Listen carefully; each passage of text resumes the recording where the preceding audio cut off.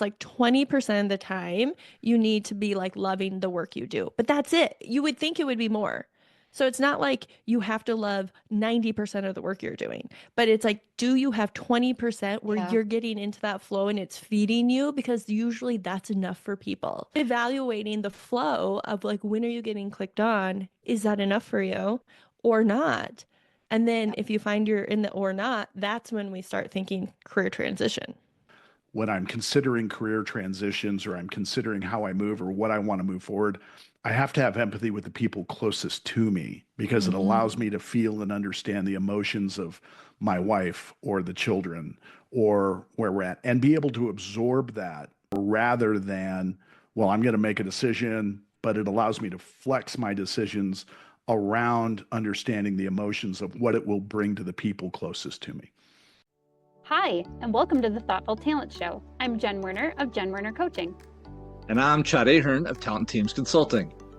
This season, we're welcoming fellow coaches back to the show to explore how people can move beyond naming and claiming their talents to start to aim their talents. We're calling this season Strengths Applied. And our topic today is career transitions. And we are thrilled to be joined by our friends and fellow podcasters, the infinite boomer, Bill Dipple, and our elder millennial, Sarah Collins, from the Strengths on Fire podcast. Was I an So infinite thrilled boomer to have you here. or infant boomer? I didn't Infant get that. Infant boomer. Okay. It means okay. he's a baby boomer, but not the a baby. Okay. It's Not a very baby. confusing. A baby boomer. A baby boomer, because he Got it. technically wants us to believe he's a Gen Xer, but I think he has more Oh. boomer And by personality date, traits. I am a Gen Xer, but she says Join you're us. very boomer-esque. So Aw. right on that, right there, really close. So. Okay. Well, wait, Bill, wait. we're happy to have you in our Gen X club. And if you want to be baby boomer, we're okay with that too.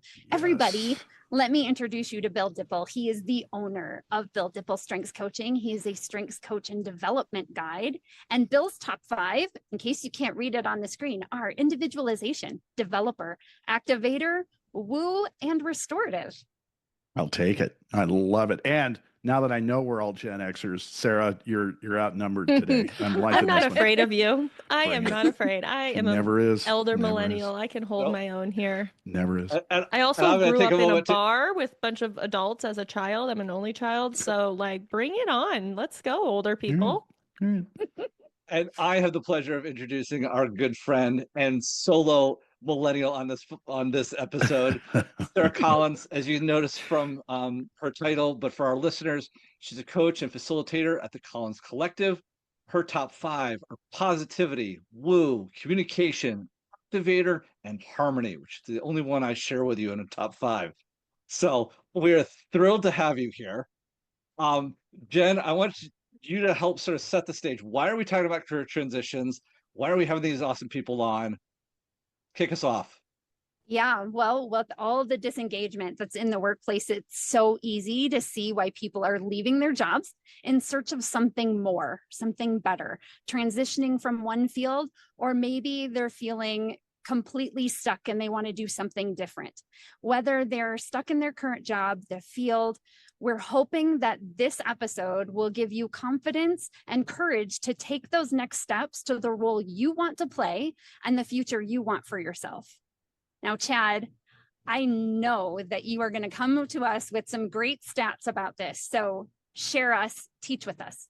Yeah. So along with the disengagement, we already know that active disengagement is in the 20% range. But the U.S. labor statistics indicate that on average, the average U.S. working citizen will have between 5 and 7 careers in their lifetime. And approximately 30% of U.S. workers will change jobs every 12 months, which doesn't, kind of lines up with the disengagement, right? If you're not happy, you're going to go find someplace where you might feel a little bit better. So just for some context, that's why we're talking about this. I know Bill and Sarah, you do some coaching around helping people with that engagement and with career coaching to a certain extent. I first want to talk and ask you, sort of what has been your experience with making some career transitions? I know that we're all strengths coaches now, but maybe a quick little highlight of some of the transitions you've had, and maybe a lesson or two out of what those transitions have included. Um, Sure. who wants to go Yeah. first? Oh, either Sarah. I think Sarah, ladies first. Come Oh, on. wow. Thank you. I didn't Of want to course. talk over him, so I was just going to let him run with it, but he threw it up. I'm going to hit it out. Well, funny enough, I went to college not having any idea what I wanted to do. I come from a family that had no one went to college. So I was a first generation college student, and no one really helps you figure out like who you are. And so I just knew I liked to talk. And I went to the journalism school to be a broadcast major, thinking I was going to be on MTV and be a VJ, which is not even a job that exists anymore. And then I learned you have to be on the local news. And I was like, oh God, no, no way. Like, I don't want to be on the local news. I'm from a town of 200 people. So the local news was very dull. And I thought it could never be me. And so I ended up with an advertising degree and I worked in advertising for a year after I graduated and I hated it. I had no energy. But in hindsight, I was at a computer just making Mm. catalogs, working on websites. And I was so drained every day. I can just remember feeling like a shell of myself. And so I ended up getting a job working in admissions for a university and I love this, but I was traveling 6 days a week, going to high schools, talking to young people, talking to high school counselors. And I thought, I meant to do this. I want to do this the rest of my life. I love it. It gave me so much energy.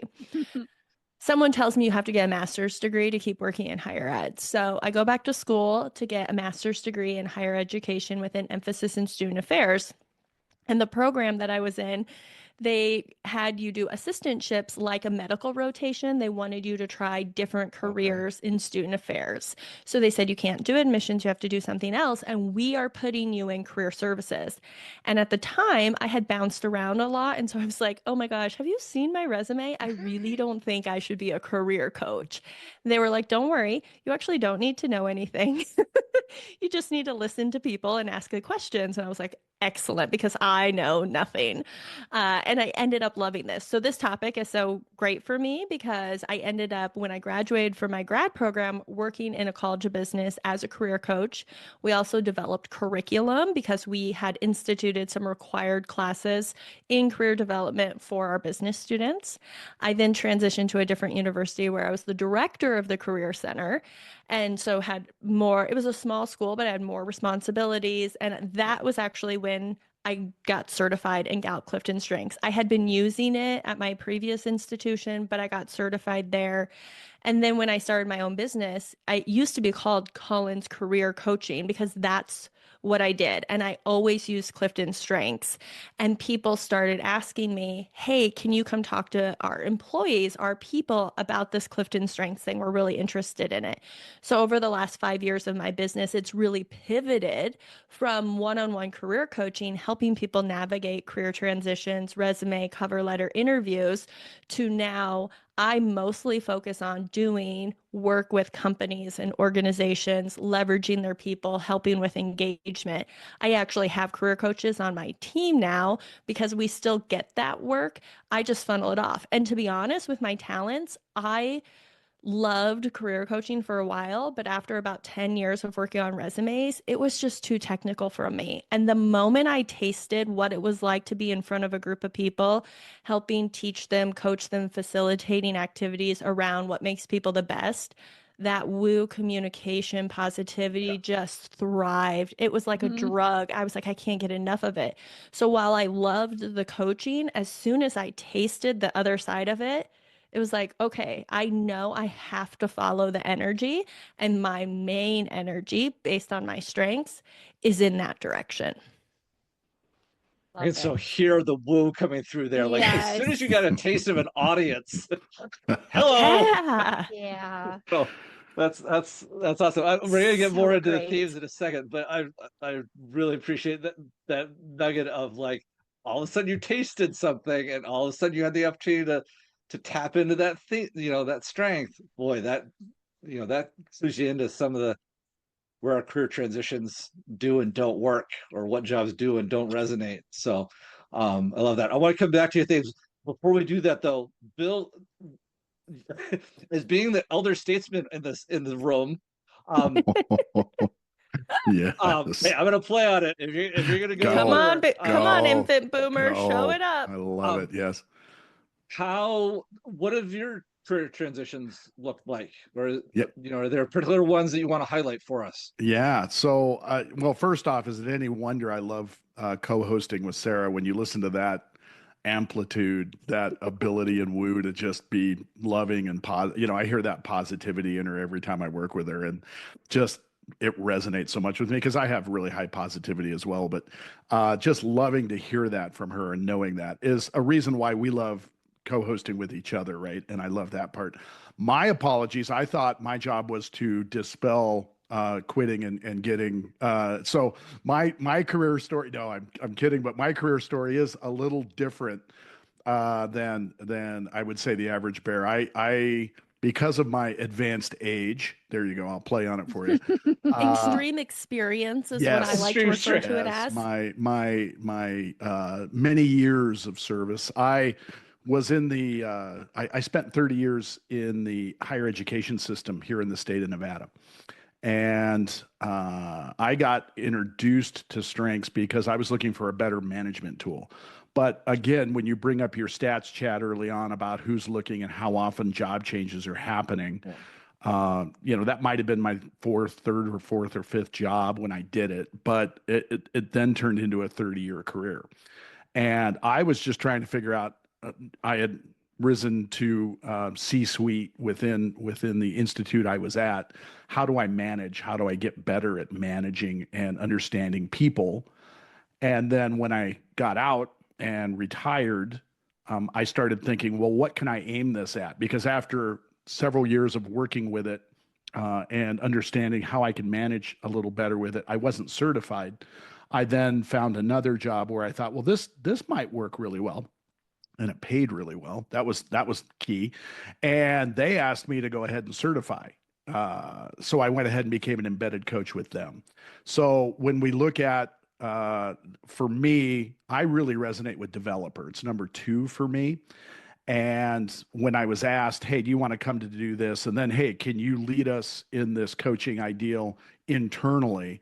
Bang. That was for me, the developer just went off. I knew I could help the people that in the company and how we work. And I made it very clear to my boss at the time, if you take this away, like I had another aspect to the job of overseeing supply chain and logistics and stuff. If you take away the coaching end of it, I probably won't stick around. I was just trying to be really, because like Sarah pointed out, once you get a taste for seeing how people resonate and how it makes people feel and how you can help and be a catalyst for that change, I'm a relator, I'm a developer, I'm an individualization person, right? I have all the relationship themes that are in my top 10. So that really hit me. And when you're talking about career changes, then I was asked to do a lot more of those other jobs and less and less and less of the coaching side. So for me, again, to do another career pivot was to look at what I bring really well to a group and just hang the shingle out and do it on my own.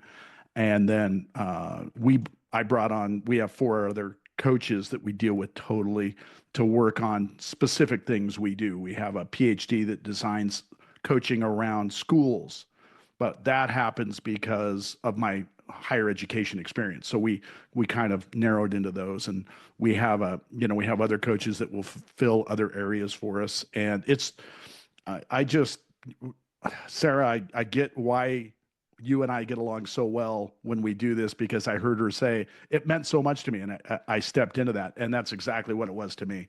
Stepping into it, knowing how it felt, knowing how it moved people, and then being able to expand it internally was nirvana for me.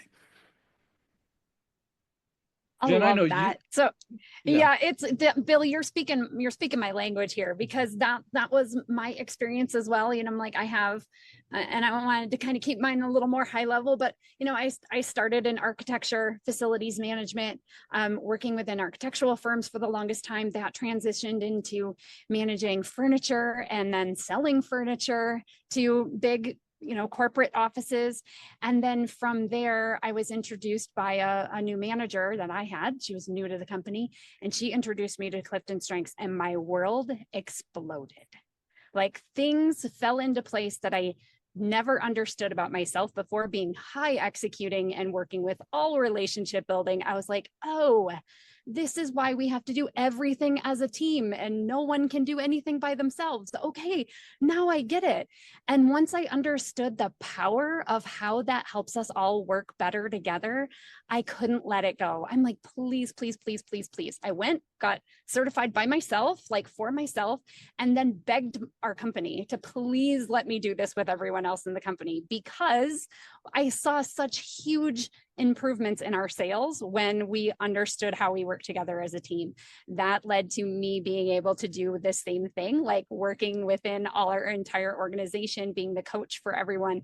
But I never got to quite get rid of my sales part or my design part of the job. And that's ultimately what led to my big transformation out of that role, was that I wanted to spend all my time and all my focus on strengths. And I couldn't do that. We didn't have the bandwidth to have, the pay to just pay me to be there and encourage and support everyone that we worked with. So that was the big one for me, and like, even thinking like, as far as like more broader level in employee, like I went from being an employee to being a contractor to being a solopreneur. And each one of those like transitions was a major adjustment. And I think what I loved about it was my responsibility at number one meant each and every level of that meant more and more responsibility on me. So I know we're not supposed to be talking about those things yet, Chad, but that kind of fits into the responsibility. And then really, like, it was the completely different expectations along all three, like those three kind of like buckets, I'd say, completely different expectations of myself and of others. What I've noticed and loved the most about being a solopreneur and my final like transition into the journey is that it has increased the need for me to have partners or peers. Like, I no longer am that individual contributor all the time. Like, I'm constantly looking for who I can help, how they can help me, and how we can do these things together. And I will say that Jen from, let's go back to like 2014, 15, before I knew my strengths, would never have said I needed someone else, never have wanted to need someone else. And now I can say for sure, I see the benefit and us being able to work better together. And that's been like the biggest blessing, I'd say. Well, that's fascinating, because Jen, you and I worked together on something previously. Yeah. And knowing you were moving across the country, heading to an area pretty close to my state, being here, I turned you on to somebody that was moving you towards being able to work with the University of Nevada, Las Vegas. And I haven't followed up. We don't need to do it on the podcast to see how all that worked. But right. I hear you when you say I might not have asked for help at some point, but how fruitful is it knowing that from a coaching community, we can rely on each other to maybe make those connections and maybe open some doors for each other. Right. I know Sarah on our podcast has brought up certain things that I've stolen from her, and she's very aware. I always let her know that I have stolen every part of it. But just her and I bouncing ideas off each other for an upcoming event or a particularly tricky engagement has been so opening for us, and really loving how we can make that connection. So it warms my heart to hear you say I can ask for help. I can do it. I can be there. So Well, so it's funny you mentioned that, because that's essentially how Jen and I first connected. I was actually looking for help. We are Eat to Grow coaches, and I was looking at using a potential program out of Eat to Grow's catalog, but I didn't have much experience with it, and I didn't want to necessarily, outlay the investment on it without having some idea of what was sort of on the inside. What exactly did you walk the team through? And so we connected, and then I was like, well, we both have this high responsibility. It would make sense to be accountability partners, because sometimes it's tough to find fellow responsibility that has that same level of wanting to commit to fulfilling all your promises and showing up to a regular accountability hour. I'd tried that with a couple other peers and coaches. And so that's just, it's interesting that we're sort of circling back around to how we all get connected with each other. Yeah. I actually want to return to something, Sarah, you said, because you got a taste of something that sort of accelerated your woo. One of my career transitions was actually triggered by the opposite, which was um, I also started off in admissions. I then worked in alumni development work, going out and seeing people. Had a family, wanted to start staying a little closer to home. And I had a transition internally that allowed me to do that. But then I left my alma mater and was getting much more interested in coming out of a master's program, also a similarity, where I gotten introduced to Clifton Strengths and thought, boy, this would be really interesting to take into places. And so I got involved with our HR community here. And that led me into a position where we have something here in Vermont called the Vermont Futures Project, which is looking at long-term policy recommendations to both private corporations and the State House, and a number of other things. I thought, oh, this would be a great thing. I could help improve our workforce and help drive improvement in my adopted home state. I'm originally from New Hampshire. I now live in Vermont. But one of the things I realize is that because of a lot of the both strategic thinking and executing things that I have, I don't do well with long-term policy and creating long-term policy recommendations that might not see the light of day or the true impact for 10 or 20 years. All of a sudden I realize that that's probably not where my bread is going to be buttered. Like, I just don't get that energy. Like, hearing your woo being clicked on, I realized some of mine were getting downplayed. And so that sort of led to a transition. There are a number of other components that are involved there, but that's where I was like, okay, I really want the coaching aspect where I can have that responsibility. There's a timeline, there's a process. I have a ranger in my top 10.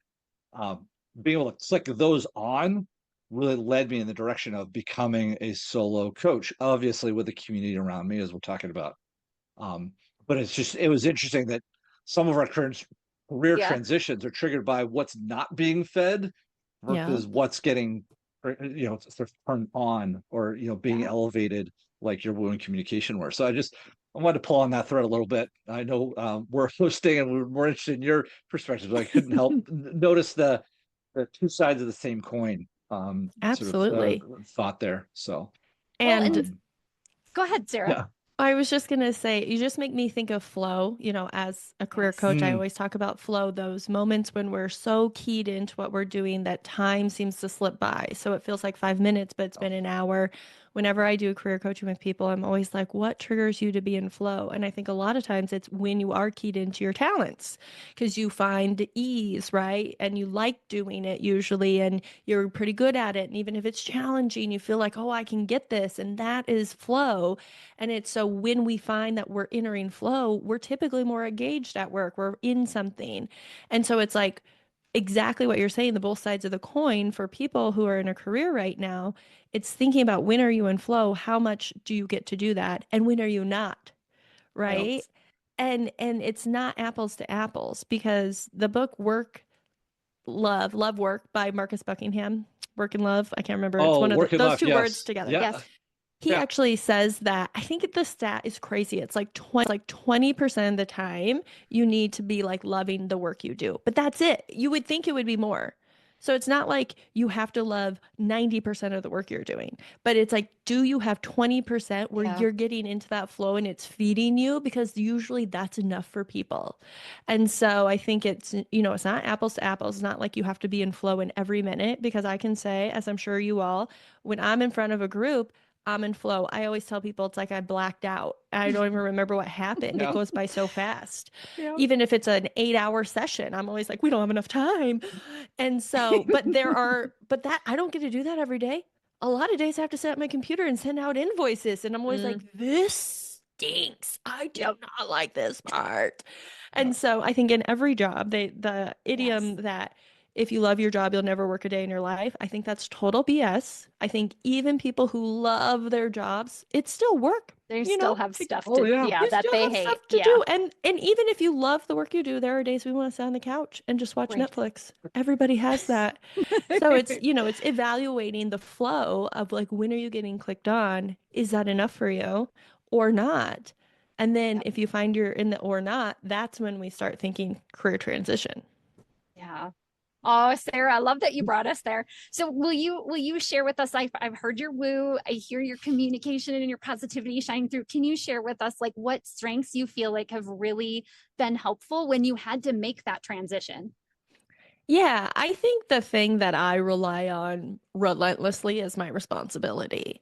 And I actually will even have clients who I'm close to and other coaches say, I think a unique thing about me is I do have a lot of the fun out there strengths, but I have an anchor. Like I Yeah. always do what I say I'm Mm. gonna do. I always show up on time, and I think sometimes we can find the like really fun, flighty people don't have the anchor. They're like Mhm. the balloons. Yes. And I am like a balloon with the anchor on the table. And I think that has helped me time and time again in the work I do and in the career transition is what is the responsibility here? I've always been driven to do good work and to do what I say I'm going to do and to prove myself and to know that I can do it. And so that has been really helpful. And then I think I'm lucky that I have a ranger and input in there too. It's the themes that are less representative, which is the strategic thinking. I've got one, and the executing. I've got two. Those three, though, are I think the things that help me in transition because I can balance a lot of things and I'm going to learn as much as I can. So I have valuable input. So even if I go into a situation where I don't know anything, I'm going to do the work on the back end to come in so I can still contribute. And that gets me, I think, a little bit further ahead, even in a new role. Oh, I love that. Yeah, so great. And your anchor with the responsibility, you know that that's speaking to Chad and I on our high responsibilities as well. Bill, tell me which of your talents do you feel like have been the most useful? Oh gosh, woo developer. So Okay, break that down for our listeners. Oh, I love His own that. language. Yeah, I was Yes, that's say gonna it our say, again. Sarah, Say it Sarah and I again have and then define it. right woo developer. So Love it. for I know Jim Collison says it all the time. Woo is the best theme, and then he jokes. He's like, "No, I'm kidding. There are no bests, right?" But it has been, Sarah and I met at Charlotte's amazing event through Mm. Woo because we were both, wooing a room a little bit and then wooing each other as far as, hey, we should consider this and do these things. So Woo has Yep. really made a big difference in my life. And I have pointed this out before. Woo absolutely pushed some people away early on, or I allowed it to, where I was too wooey and people were like, well, you can't be this way. You're too nice. You're selling me something. So Mhm. I definitely had moments where that would come up.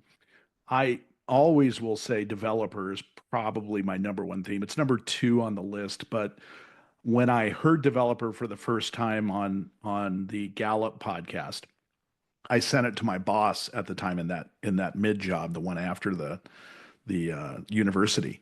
And I said, if you want to know anything about me, just listen to this. It's a 20-minute listen. Download it, listen to it on the plane. You want to know me?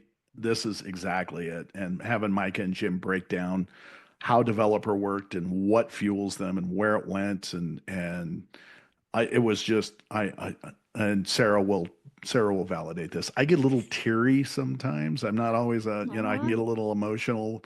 And I heard it, and I think I was halfway through it, and I was just like, "Oh my gosh, it's like you're in my soul."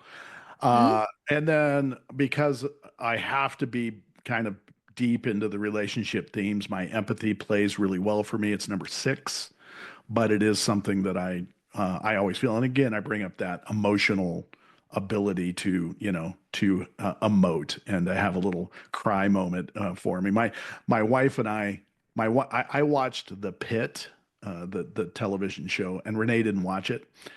And I said, if you want to watch it, I'll watch it again with you. And I never rewatch shows. I usually watch them and they're gone. So we're actually getting through it because it is an amazing show. And I know where all the hard parts are coming. And now I'm ruining it for Renee because we're sitting on the couch and a hard moment's coming up and I go, you know, and she's like, oh, looks at me like, all right, here, you know, she actually Here we handed go. me, yeah, she handed me the box of tissues I think last night. Yeah. I had to laugh at it. I was like, So, Bill, can I just clarify? First of all, awesome walking us through each of those. For those that are listening to this show with high empathy and thinking about how that can help them make a career transition, do you have any, like, is there something in particular about that theme that has made it easier to make career transitions, or how do you then apply empathy to the action of making a career transition? I only ask because I know a number of the listeners that I have come to the show, come to our show, are from one organization where a whole bunch of them have empathy high. Not that I want them to leave this organization, but I'm just curious, like they might be interested. Like, what if I'm thinking about my next step? How do I go and apply this to a career transition? Where does it take me? yeah, for me, a lot of the way I've been able to develop empathy is first off, I have to aim it at myself. I was pretty hard on myself as a younger guy, moving up through the ranks in the jobs I had and trying to get where I was going. And so I had to turn empathy around a little bit once I got through it and understood it. And so that I could cut myself some slack on things I didn't do so well, or things that I needed to do better, and at least understand that that's a time commitment, and I needed to empathize how I should give myself that time rather than just assume I should be great at it. I've been playing golf for 53 years, and Shocking. I know, Sarah, it comes up often in ours, and I'm still an 11 handicap, and I play with people that are, you know, single digits all the time. But I had to, for a long time, I would be pretty angry. When I was younger, if I shot a high score, I would, you know, throw clubs and be angry. And I had to empathy with myself to say, stop that. You're not good enough to do that. You know, think about what it means to you. And the other side of that coin is when I'm considering career transitions or I'm considering how I move or what I want to move forward, I have to have empathy with the people closest to me because it allows me to feel and understand the emotions of my wife or the children or where we're at and be able to absorb that a little more rather than, well, I'm going to make a decision. I'm not too worried, but it allows me to flex my decisions around understanding the emotions of what it will bring to the people closest to me. Yeah. Thank you for that. Sorry, on our show, we have a Sarah Soapbox moment where I talk Oh, about something, and I here it apologize comes. if I'm about to do that. But I Yes. just, based on what Bill said, I think what he said is really important about, you know, turning your strengths on you. And in that vein, I always tell people the career development process starts with exploring self and then exploring careers. And I think our education system and the people in the world, we do it all wrong. We always say to young people, what do you want to be when you grow up? What are you going to do with the rest of your lives? And Yeah. that is jumping to exploring careers. And how the heck is anyone supposed to know what they're going to do? Half the careers that our kids are going to have don't even exist yet, you know? So it's like, how dare we jump over the most important part, which is explore self. So for anyone listening who is in this career transition or think they might be, what I would say to do is look at who you are and think about your strengths in terms of who you are. Turn them on yourself, right? When that's going to look different for everyone depending on what your themes are. If you're strategic and analytical, look, you know, a lot of people love Clifton strengths if they are a lot of the green themes because it's like data about yourself. You know, if you're a relationship builder, yeah, talk to That's people me. around you to figure out what they think about you, right? If you're influencer, again, it's the people around you, the executing themes. It's maybe going through a course or a book or something to do it. But I think you have to know who you are and you have to know how to explore who you are. And I think Clifton Strengths is a key part of that because it's how we do things. So it's not going to lock us into a specific career, but it's going to show us what gives us energy. I would also encourage people to explore their skills. What are they good at? Their interests, what do they like doing? And their values, what is important to them? And if you can figure out how to figure out you, then jump to what careers are out there and how Right. could they align. And even if you're a seasoned professional, thinking back, just like we all did, when I was in a job, what were the things that made me feel alive? And Yeah. what were the things that kind of killed my soul? And can I find a job that is going to do more of the things that make me feel alive and less of the things that kill my soul? Based on what I know about myself now, I will just recommend. I know, I'm sorry, Bill. I feel like you're trying No. to say something and I am just rolling on this moment. Go. There's a website called ONET, and the Oh, ONET is a great website for people to explore careers, and they break it down by skills. It's literally so much data. If you're a data person, you have to go to yeah. ONET. And then there's the Occupational Outlook Handbook, which is the census data. I also recommend that for people to look at to explore careers. But you have to know yourself first. So then when you look and you say, here are my interest, skills, values, do they align with these careers? And there's like objective place to go to see, and you're not just out in like the world looking at job descriptions or talking to the biased people that that will just say you should be a nurse because I'm a nurse. Right. Yeah. Chad, I want to hear Sarah. Thank you so much for the soapbox moment. You're I, welcome, I and I so apologize. appreciate it. I No. no apologies necessary, ma'am. You killed it. Love Yes. that. Chad, I want to hear about how your talents have helped you with these transitions. Yeah. So first of all, I'd like to echo the soapbox. I'll get on the soapbox with Sarah. I think Come you're on up. spot on there. Having been in alumni relations, alumni and development work, I was out visiting with so many alumni and learning about their careers and how they got to where they were, and just reconnecting them to sort of their foundation where they started in terms of their education. I think a lot of it is done backwards. So I'm going to second that. In terms of answering Jen's question around where my themes have helped in my career transitions, I immediately have to go to my learner, right? My Mm. learner, and I don't know how all of you were trained, but they talked about our rankings. It doesn't really matter the intensity. Like, so you could have one that's way up here, and then the next, three or four are way down here, or they could all be really closely grouped together in terms of their intensity. My learner is the one that's like way up the top, and then the other ones are sort of not mid intensities, but they definitely don't come with that learner intensity. Um, Curiosity. So from learner, I get a lot of the curiosity. So if I'm looking at a career, if I'm trying to figure out myself and how I plug into a role, that learner curiosity comes to play. The aspect around learner is that it's not just learning for learning's sake. It's usually there's a near-term applicability to it. Well, a job search is near-term applicability, you know, personified, right? It's Yes. you are in it and you're trying to learn, where do I fit? What do I, how can I best contribute? So I think that's been one of the things that's really helped in my career transition moments.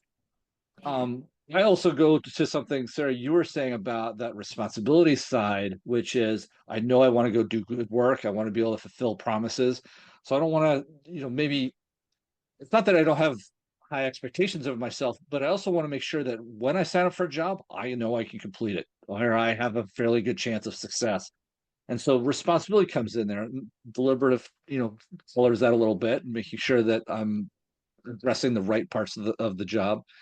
But in terms of getting out there and exploring things and really kind of making those transitions, it's been curiosity, because even once I've gotten the roles, then it's learner kicks in, and that first 3 or 6 months where you're really diving into the role and solidifying that new career transition, that's, man, my learner eats that up.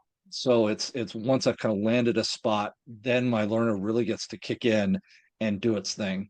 And Sarah, you are putting up your hand like you've got something burning to Well, I have say. a question for you. I'm Yeah. curious. Do you find your learner, if you're in a job and you're ready Yeah. for a career transition, do you find it's your learner that's getting hungry for something new to Mm. learn? Is that like a signal to you that it's time to move? I would say that applied to so I had two different roles in in in alumni and development work. So I was a frontline fundraiser first. So a lot of that was out and about, going and seeing people. You talked about this 6 days a week. I've done that too. I was an admissions counselor before alumni work. Year 6 and 7, I was like, okay, I've kind of got to know my people. What else can I do here? And yeah, Yeah. starting to search around for like what else is going on. I started to kick in. At the time, I was leaning into a lot of my analytical because I was trying to figure out better ways to evaluate the data that we already had, giving patterns and what classes might be, what alumni classes might be more willing to contribute than maybe others, or there were certain aspects. But yeah, my learner started to dig, and thankfully that transitioned. Some people started to take notice, and I became a donor relations officer. So I started looking at patterns, the donor behaviors that we wanted to celebrate made me a good transition. And then I had a whole new kind of field. I didn't left the institution, but I had a whole new field of Yeah. data to go dig through. So Oh, yeah, so my learner kicked in. yes. But at the end of that, that's where I started like I was finishing up my master's, and that's where I was really getting introduced to all this, like, how can work be better? Where does Clifton's strengths play in? Sort of the people side of business. I was in what's called an MSA program, so a Master's of Science in Administration. Think MBA with a lot of liberal arts mixed in.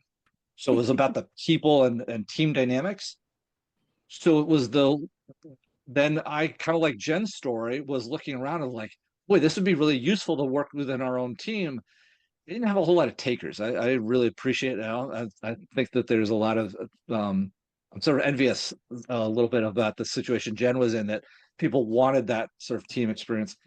But yeah, I started to get hungry for something more. And so I have started to keep track of like, okay, and I think that's why coaching really appeals to me, is that you're always being exposed to a new team, Oh, a new yeah. environment, a Sure. new set of challenges, and helping people. So yeah, my learner really does have that hunger. And if it's not getting something new, if it's not getting a different plate of food every once in a while, yeah, we need to change restaurants. Absolutely. I've seen that happen with people time and time again with learner, where if you're in the role and you feel like you've mastered everything, that learner gets Yeah. hungry. And like you said perfectly, wants a new plate of food. So it starts thinking like, what else is there? What else? Because Yeah. I want to learn more and I feel like I've mastered everything here. Yeah. And I would clarify that around, it's not so much around being like having mastery.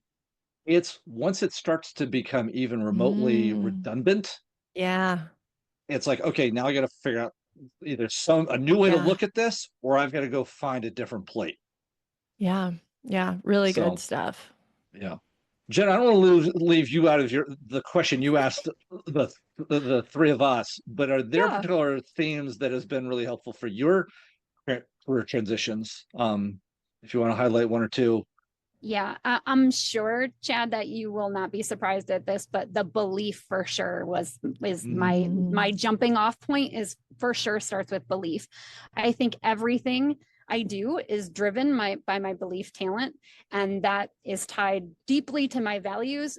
As soon as I saw like selling and furniture sales numbers were more important than making sure all the people knew exactly what they do best and make them the best at what they do, encourage and empower them. As soon as that was less important than the sales, it was time for me to move. And I think, also not surprising, activator, because it will get me started and moving way before I know I'm even ready for it. And sometimes I hate that in the moment when I'm going to do something and I'm like, why the heck did I sign up to do this? Why did I say yes to this? In that moment, I'm always like, oh.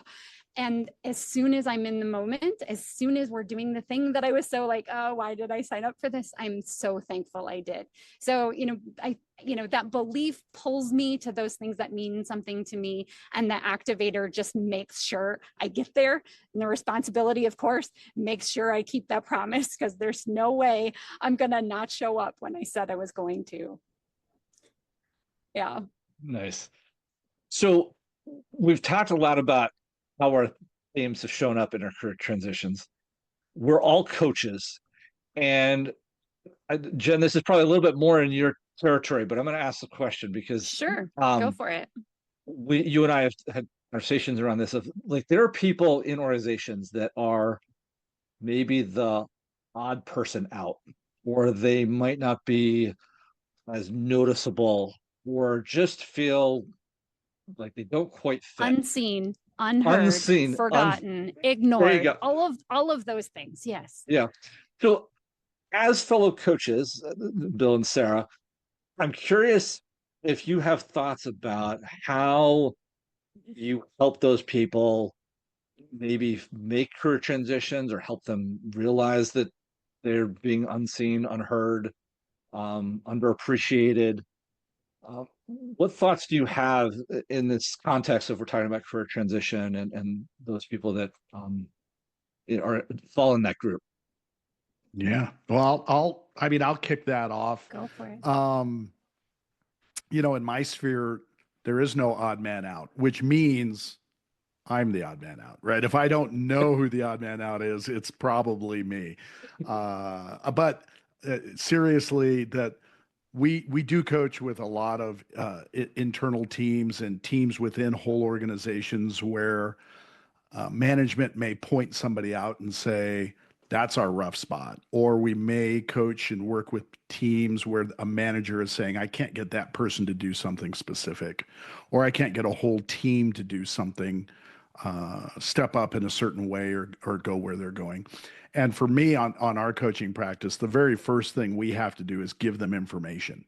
And that information stems around, if we start with just the Clifton Strengths assessment, and we can work with a team so that if you are the quiet one, if you're the odd man out, what is fueling you? What is the nirvana that you get from this? And what are we asking you to do that is shutting down in that quiet mode? And the answer quite often is nothing. This is exactly who I am and what I want to be. And just, I would say, probably more often than not, the idea is getting management to understand you're actually doing nothing wrong. You are working correctly with the person. This is what fuels them. And it's that ability to understand each other better for the odd person out than to understand why the odd person out is doing what they do.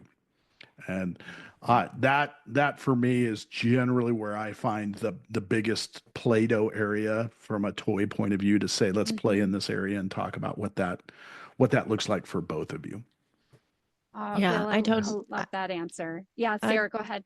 I was just gonna say I totally echo that. I was thinking like I would talk to the person first to see what their perspective is. Do they feel unseen, unheard, or do they like their corner? I think careers have seasons also. I think that we have the trap of thinking we always need to be on, producing, climbing the ladder, go, go, go. But like we have whole lives we have to live. And so sometimes people are in a season where they're like, I can have my career on autopilot. And I have a sick parent I need to take care of right now. So my attention is there. So it's okay. I'm doing what I need to do. I'm not climbing the ladder. I'm not running the race, but I'm showing up and getting it done. And so I think it's one, talking to the person to figure out, are you unseen or are you just quieter right now? And for what reasons? And that's, meaningful conversations, which we're always encouraging managers to have. That's how we know we get engaged employees. Are we having weekly meaningful conversations with our people to understand where they're at? And then a lot of what Bill said about strengths is a tool to have a shared language, to understand each other and to have empathy, to understand what makes someone tick. How is someone showing up? And I think we can use the top strengths of someone, and if they want to do something else, if they want to get there, we can look at the strengths they have to help them figure out, how do I aim these strengths to get where I want to go, whether that's being more engaged in my team or finding a new role in my organization or leaving my organization or changing industries and changing careers completely. We have to do it the way that is going to be easiest and seamless for that person, which is through their top 10 strengths, in my opinion. Yeah. And everyone's going to do it in a different way. And it could just be changing their mindset about how they do it based on their strengths, right? So I'm always saying like relationship people and influencing people, they need people to get energy to do things. Yeah. Executing people need to do things and strategic thinking people need the space and time to think about it. And so even that high level, without getting into the specific strengths, can really help empower people to move forward a bit more. I also think I say this on our show all the time that strengths turns criticism into recognition. So Mhm. if you're working with someone and you're thinking, are they engaged? Do they even want to be here? You know, it's using their strengths to say, hey, your communication was showing up a lot in that meeting. I wonder what would happen if you turned into your restorative. What if you came into that meeting trying to solve problems instead of trying to just tell everyone what to do? You know, so it's using these techniques. It's not a trick. So we're not manipulating people over here. Magic Uh, tricks. to talk to people in a different way that is all based on positive psychology, which you're going to get more reception from people than coming at people of like, what's going on with you? What, that meeting was a disaster. No one is going to like rise to the occasion with that. But if you can come at it from, I saw a talent, curious about it, curiosity will always win over judgment. Yeah, and Absolutely. Oh, I I want love to that add, quote, by the way. yeah, I want to add to that too in one way. When I was working in that university environment, uh, I had to learn, and Gallup helped me get to this too. I have to understand the mechanisms behind what it is and get myself out of my own way quite often as a coach. So by saying that, when I was in that university environment, I oversaw staff in Las Vegas. We have a Las Vegas campus as well. And we had a gentleman that sat at our front desk, and wonderful, great guy. He had an education degree, wanted to be a teacher, but he sat at our front desk and helped people go to either our facility or a museum we had on site, and would just sit. And I thought when I took over in that role, I'm going to lose him in a year, 2 years. I got to find someone that'll fill that.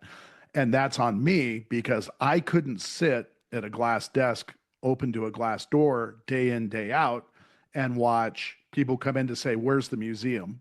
I mean, I guess I could, but it doesn't motivate me. Sure. And then because we're in a pretty busy part of Las Vegas, the cops would roll in regularly dealing with homeless Mm. people, and there was things going on. And I just instantly thought, well, I'm going to need to find someone to do that. And I kept an ongoing conversation with him. So, Grant was his name. Grant, what are you, how long, how are you going to be? Oh, I'm going to be here. Yeah, I love this. No, I'm good. I'll be here. But I was always thinking that can't be true. That can't be true. And I had to get it out of my way. I had to look at Grant from a strengths point of view and realize he absolutely loved watching humanity go by in this huge glass front end. And then at night, turn his teaching into something else and work with other people. And getting owners and managers to see that level of detail sometimes requires us as coaches to do that first and Yes. understand how that goes, and then being able to step into that role. What I loved about what both of you had said is that we're getting back to that, like, knowing yourself.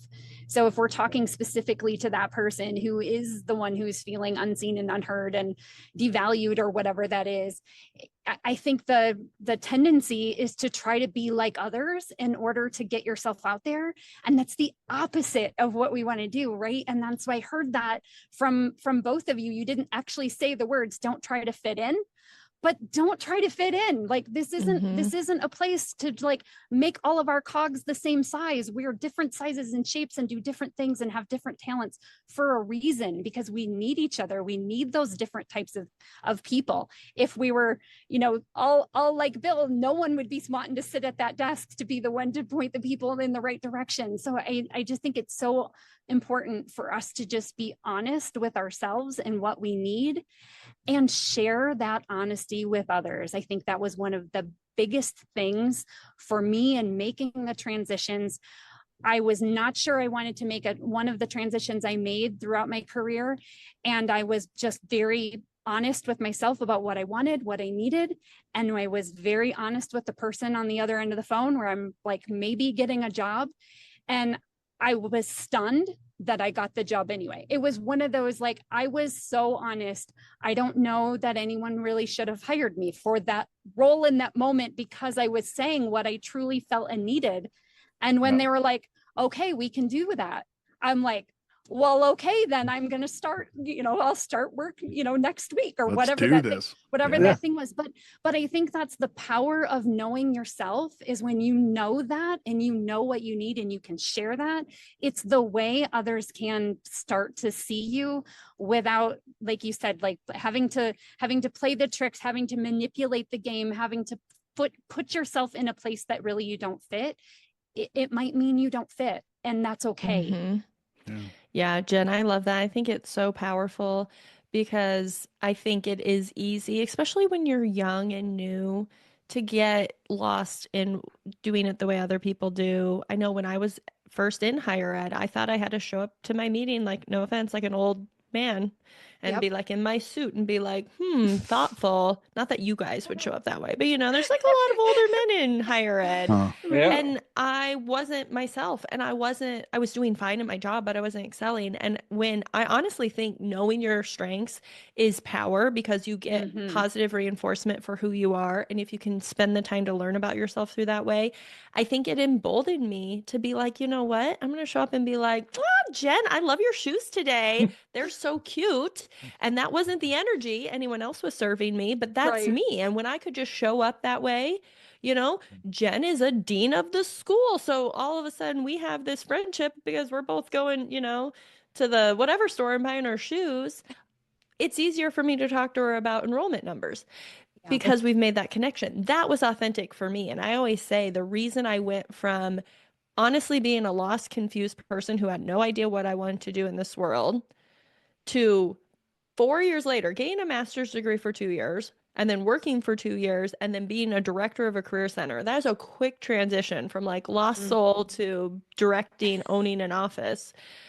I think it's because I learned my strengths and I leaned into them.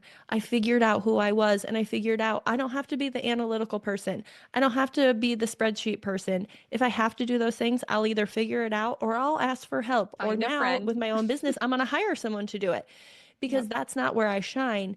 And it's like, if you think of we do this in strengths workshops all the time. Think of someone's famous and successful, and you get everyone from Warren Buffett, Taylor Swift, Michael Jordan, right? Elon Musk. Why are they famous or successful? It's because ultimately they found something they had talent in and they doubled down. Yep. Right. And that's where success comes from, is doubling down on your talent. And you have to own who you are in whatever role you're in, and just be open to saying to your managers, to your peers, I love when I get to do this part. Because if people know you love that, even if you don't know what job you want, if you just say, man, when I get to go to take a parent to lunch, man, when I get in front of a classroom, man, when I get whatever it is, I feel alive. Just keep talking about what makes you feel alive, and hopefully there's good people around you that will say, well, you should do more of this then. Because ultimately, good managers, good leaders want people in the right seat on the bus. The right seat on the bus makes people feel alive and energized. So if nothing else, just talk about what makes you feel alive. I love this topic. Sorry. I love it so much. I'm Sarah's- so glad you were here for it. Sarah's soapbox moment number 2. Yes. Sometimes We're she has a keeping count. couple on our show. Yeah. Chad, do you have any advice that we didn't hit on? No, you've actually hit the thing I was going to come is the theme that has run through all of your answers, which is just know yourself. And Jen, you do much more work in this realm than I do, but it applies to any workplace. And Bill, I really appreciate your thoughts to, talking about the themes and talking about the teams you've been on and how to put people in the right spot and getting out of your own way. But yeah, this whole idea of just knowing yourself can help I don't want to say reimagine, but just reframe somebody from unseen, unheard, feeling like they're sort of the odd person out, to being the superstar. One of the things I did want to mention, get thinking of, is I recently did a workshop and somebody came up to me afterward and they're like, I really love this analogy you used. And the analogy I used is, that we should be more like spiky, spiky people Yes. versus well-rounded people, because we've all been brought Yep. up in that era of like, oh, you need to be well-rounded, you need to know a little Yes. bit of everything. And part of my learner kind of likes that. Like, I'd like to know a little bit of everything. But in terms of what makes me spiky, it's that ability to go out and find information and learn very quickly. But they're like, man, I never considered myself a spiky person before. I really need to lean into that. And so I think that goes to this point of just knowing yourself, owning your spikes, and knowing that you're going to end up meshing with other spiky people. And that's where you get well-rounded. For those of you watching the video, this will be really obvious, but Yep. for when our fingers overlay and our fingers fill in the gaps, you end up with a well-rounded team, but you still have spiky individuals. Yep. And I think that's the thread that I've loved out of Yes. everything that Yeah. all three of Well you have said. shared. The great visual. I'm gonna use that from now I'm on. stealing Thank you, it. Yeah. Chad. Love Stealing the it. spikies. Oh, okay. So we've got the steal of the day. Let's move us, because we're talking about these, like, being ourselves. And I think that's a fantastic, like, first tip to say to new managers. So if you are transitioning out of a role and you're into your new career and you are a new manager now, ooh, what advice do we have for these new managers? Sarah, I'm gonna come to you first. I think it is, you have to know yourself. You have to learn about your people. And to learn about your people, you actually have to talk to them and you have to care about them.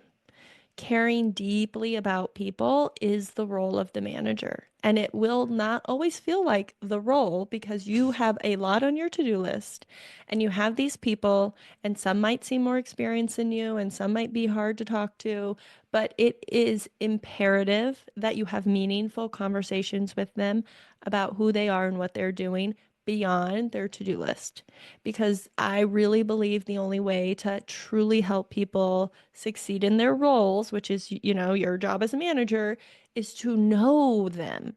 And I think Clifton Strengths is a shortcut tool, because it can be hard to take the time to build the trust, right? If we think about the 4 needs of followers: hope, trust, compassion, and stability. How are you going to instill hope and trust, which right now we're seeing is the 2 biggest needs, if you don't know who these people are? So you have to take the time, put it on, if you're if you're an achiever, put it on your to-do list to spend time just talking to them about what they love, what they do when they're not at work, what's their favorite kind of pie, whatever it is. Like, you have to find a way that works for you and works for them, where you have meaningful conversations to know who they are. It is imperative. Absolutely.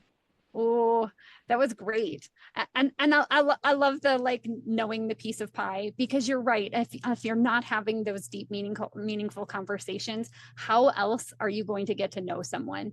And if you just look at their strengths, that may give you an idea about what is important to them, but it doesn't really dig into the why. Like, why is that important to them? Yeah. What is it that's currently really driving them? Bill, what can you share for us?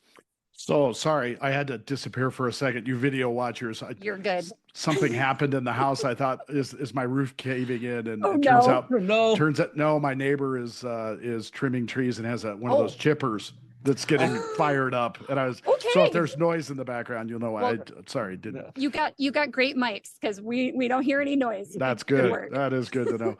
So again, the questions around new managers, right? Yeah. How to look at what they're doing from a strengths point of view. Do any of you use the manager's report from Gallup? Yeah. I have on occasion. Yeah. I do find it pretty handy. I like using the formatting in it as far as a box that says do these things and some other aspects to it. So I find that really, really helpful. But as far as the manager side, right, Gallup has written the book on it's the manager. That's it, right? And how often I supply that book and give it to people and do some stuff, and then we build on the ideas around what it's the manager brings. That's pretty common too. So I again, once we start to understand the people, and I'm a strengths coach development guide. So quite often, as Sarah was saying, we don't necessarily always rely on the Gallup assessment, right? There's a lot of other aspects to the coaching side that I think you have to bring to it. Yep. And that's, again, my individualization just wants to scream out, whoever the manager is, that's perfect. I need to individualize that and build that in a custom way. Nice. Chad, I know you have, this is your bread and butter. Yeah. Your butter to your bread. Oh, and you have a kitty on the screen there, Bill. I was hoping it went had to make under a cameo. Yeah. Yeah. Kitty cameo. It's okay. Yep. So I think there are two ways that I wanted to talk about this, and I won't go super long, but I think they're both worth talking about. So one is, as you transition into a new manager role, if you're the one making the transition into that manager role, I think a lot of things you've already touched on are really important. But I would add to that know what talents are going to sustain you during your job search. So that, that's one of the things, Sarah, I think you really hit on that about knowing yourself, but also knowing how that's going to translate to the actual activity of doing a job search. If you're going to look for a new management position, oh, there's the kitty again. Kitty cameo. Knowing how your talents are going to play within that job search, I think is one the fundamental step that you really should have down before you think about transition. I also think that knowing how your talents have led to your success, so that you're even in a position to think about making that next step for yourself, whether you call it climbing the ladder or making a lateral move, or maybe it's a diagonal kind of shift. Knowing how your themes helped you get there, but also there's a little bit of a caveat at the end of that, which is also realizing that what got you here is not necessarily what will continue your success going forward. So also making that kind of mental, it shouldn't be a jump, but it should be a thought process of like, okay, now once I'm in this role as a manager, how do those same talent themes, because they don't shift a whole lot, we get to practice them in slightly different areas, but they don't change a whole lot. How am I then going to use those talents in a new way to keep my success going? So I think that's a part. I loved, Sarah, what you said about the knowing how your talents fulfill those 40 the followers. But the way I was actually going to look at that, which is, if you're a new manager and you're helping other people navigate their own transition onto your team, knowing how they need their hope, their stability, their compassion, their trust, how to build those within those people through your talent themes, and also how that's going to be received by a different person with different themes. We're going to have that reflected a little bit differently. So I think that those are some pieces I would think. The other one that plays into my learner is knowing how your themes show up when you're training somebody new. If you're a new manager and you're bringing somebody onto your team, how does that show up from a training standpoint?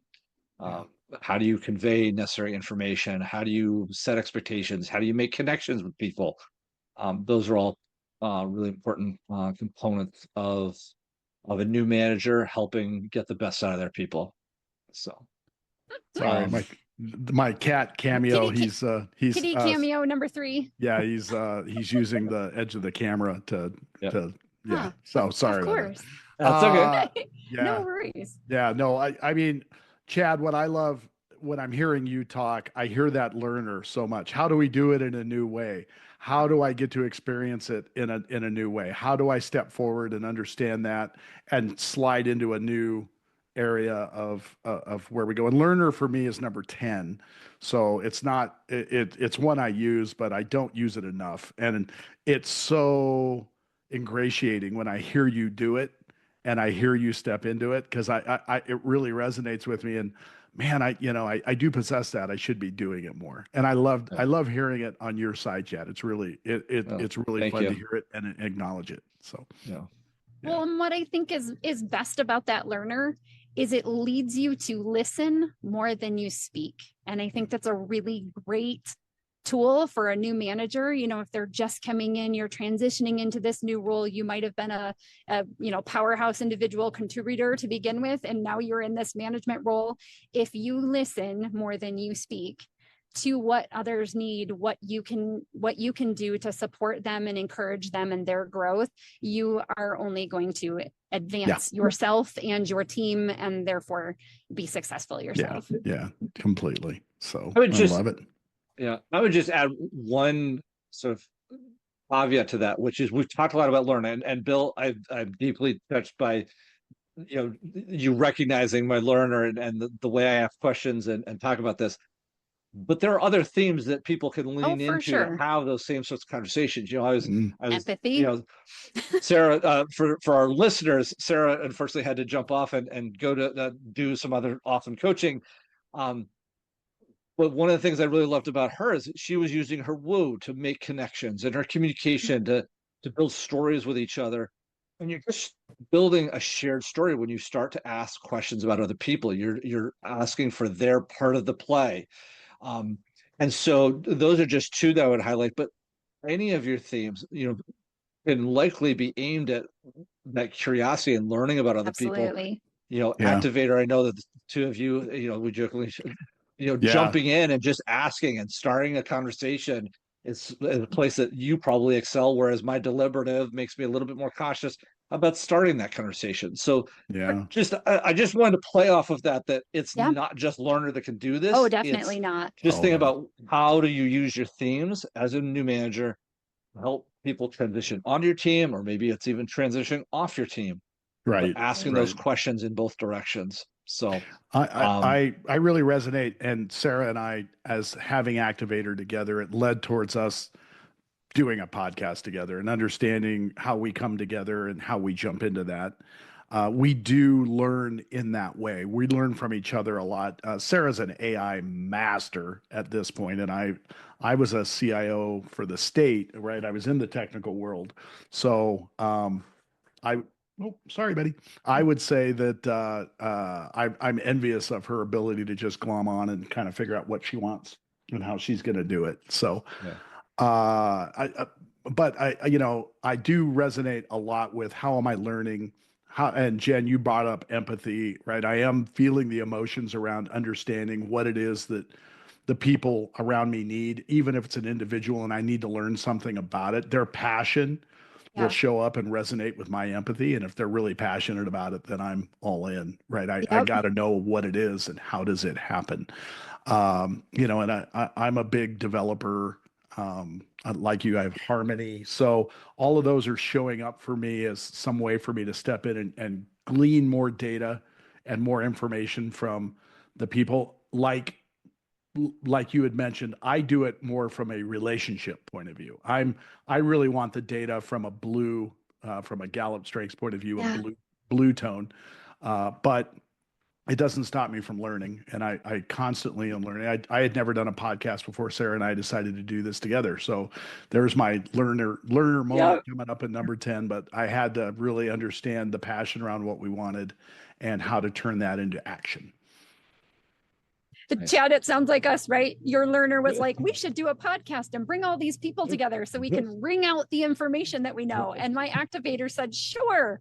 And then both of our deliberatives said, what did we do?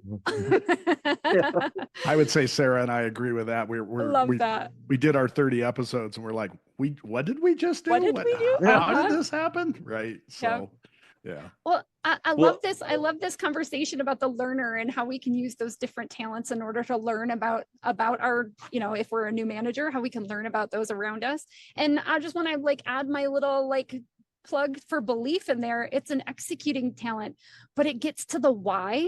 It gets to the values, why it's important for me as a manager. I want to know why it's important for you as my employees, my teammates. What is it that makes this of importance, of value, that makes you tied and your values tied to this role? And how can I support you in doing more of what it is you love to do? So that's all. No, love it. Great. And just a great different lens to take on. We talk a little bit from the learner's standpoint, it's a little bit more Yeah. executey, a little bit more relationship building. I love that you're grounding things in the why, the reasoning, Always. the depth of people. So very, very appropriate for managers to consider. Bill and Sarah, I know Sarah's had to jump a little early. Bill, this has been an absolute blast to have you on. We really appreciate your thoughts. For our listeners, if you've enjoyed this episode at all, I'm going to encourage two things this time. One is go check out Bill and Sarah's podcast, Strengths on Fire. From a personal standpoint, I'm going to keep encouraging you to keep playing to your strengths. And as always, be uniquely you. If you enjoyed this episode, we encourage you to like, follow, and subscribe wherever you find your podcasts.